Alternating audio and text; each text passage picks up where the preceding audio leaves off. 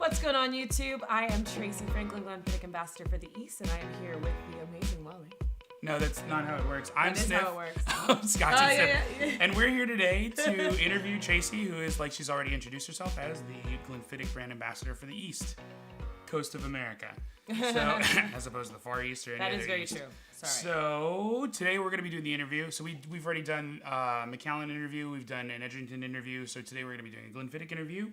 And we'll see how this goes, because Tracie, as opposed to the other two interviews, has never seen the questions. Yeah, so I'll be reading from my phone again for the 100th time for this. But how did you become a brand ambassador for Glenfiddich? From years of whiskey work. I started out as one of the samplers that you would find at events or even at your grocery store. I started out that way about 8 years ago, doing sampling in New York.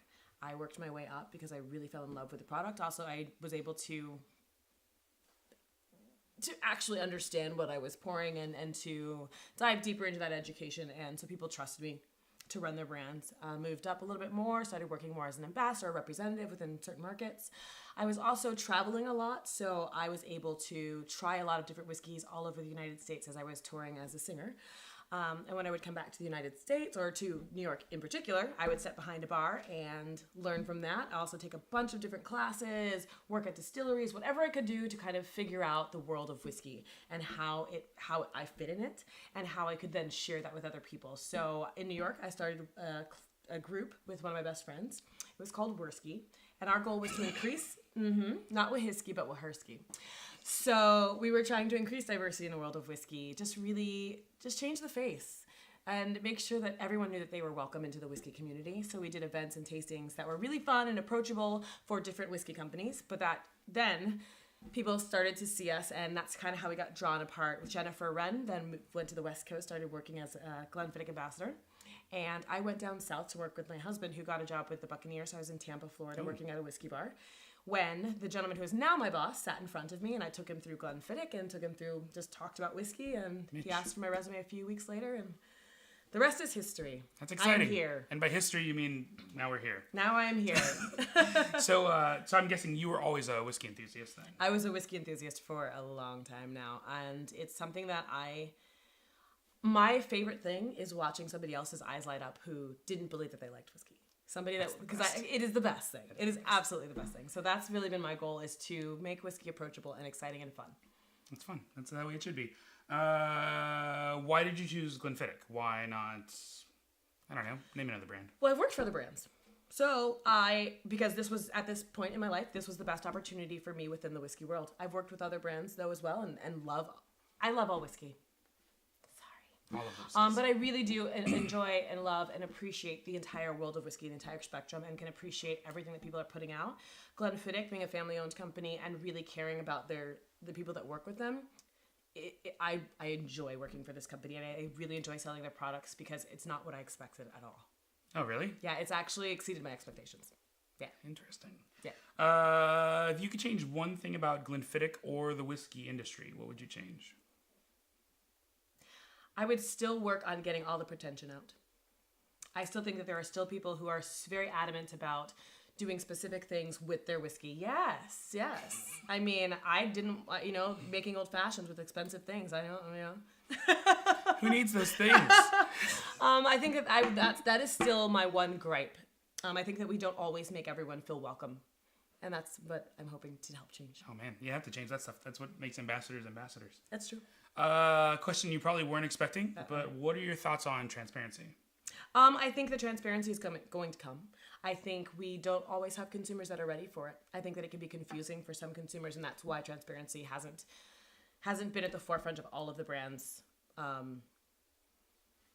It's just not what they're pushing currently, because we want to make sure that consumers and people that are getting into whiskey at this time know exactly what they're getting, and if we start giving them too much information from the get-go, it might get a little confusing. I think for whiskey enthusiasts, we want it all. I get it. Yep. I do too.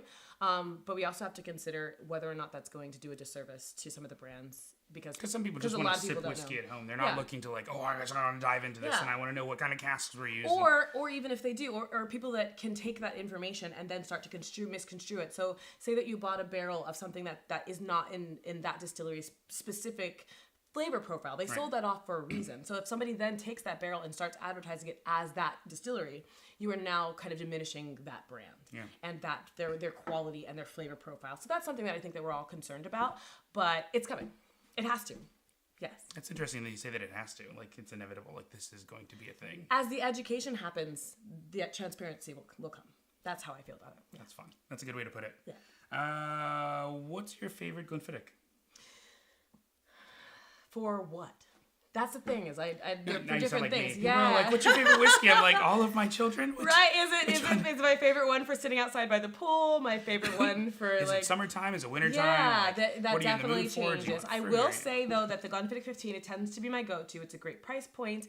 It's complex enough that I can sit with it and actually explore flavors, or I can just drink it down far too quickly when I'm accidentally hungry or thirsty. And then not go swimming, right? Because that seems kind of dangerous. Yeah, no, this is nothing about swimming. I said by the pool. I didn't say in the pool. That actually would have been a different expression, not the 15. That would probably be the IPA, by the pool. Oh, because the chlorine? Because you're trying to kill the chlorine smell? I have a freshwater. Ours is like a saltwater, so we don't have that chlorine smell at our pool. Fancy. Fancy pool. Oh, man. Doing my old fashions wrong. I'm doing my pools wrong. But I really also, and then right now I'm currently obsessed with Project 20. Oh, okay. I'm drinking a lot seems of like Project everybody's 20. obsessed with that. I don't know. I just really am enjoying it. Yeah. The IPA gets me, but what's your favorite non-Glenfiddich whiskey? What is my favorite? I like Bunnahabhain. Really? I do. I know. Which expression? Probably just the regular spell. Yeah. I know, but I love It's got such a weird, like, nifty trick where it does, like, that sweet thing and then it goes to, like, the fruity thing and it does such a good job of it, too. And, like, But then there's a little bit of salt. Like, there's like this kind of savory component to it. I do. I'm a fan. That's an interesting way to go about it. I mean, I like a lot of things. What's your but that's the one that favorite comes to mind. alcohol non-whiskey? Well, you know what? Because I've been drinking so much whiskey, I tend to go completely opposite. I've been drinking a lot of gin, actually. Because you like the taste of Christmas trees? I do. Oh. I actually do like. I like herbs. I like vegetal. I like that green component. So I also like agricole rums. So I like really weird, and I think that's also coming from years of bartending where I was pushing my palate to try to explore ways that flavors could come together. Yeah. That I kind of got used to trying some weird things, and I enjoy some really vegetal and green things, and gins will definitely give you part of that, but put it in a crazy cocktail, and it can be really fun. That's a weird way to go about it. Yeah. And then I only have one more question for you. Only one. And the question is actually just a word. Oh. And then you can just answer yes or no. Okay. So, haggis. Yes. That's the right answer. Absolutely. I just love that answer. It's not everybody's thing. You'd be surprised how many people don't like haggis. Right. I also think that maybe they don't have good haggis. So I've had bad haggis and I've had good haggis, and they are worlds apart. Oh, man. I don't think I've had any bad haggis. Well, good. Yeah. I have definitely had bad haggis. That's okay. Oh. Alrighty. Cool beans. So awesome. So thank you for being our most recent interviewee on ScotchNSniff. And Absolutely my pleasure. It's fun having you. Thanks, guys. So if you guys have any other questions, comments, concerns for Tracie, you can reach her at... Glenfiddich TF. I mean, do whatever we want. Instagram.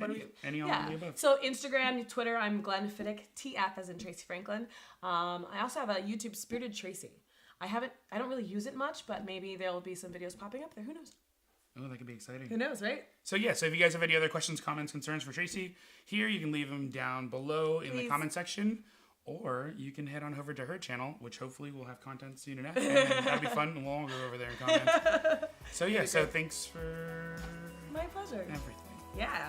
My pleasure. It's like Chick-fil-A. Is it? Did they say that? Is that pleasure or something? That's their thing. Have you been to Chick-fil-A? I'm not a huge Chick-fil-A fan. Oh my gosh. I know.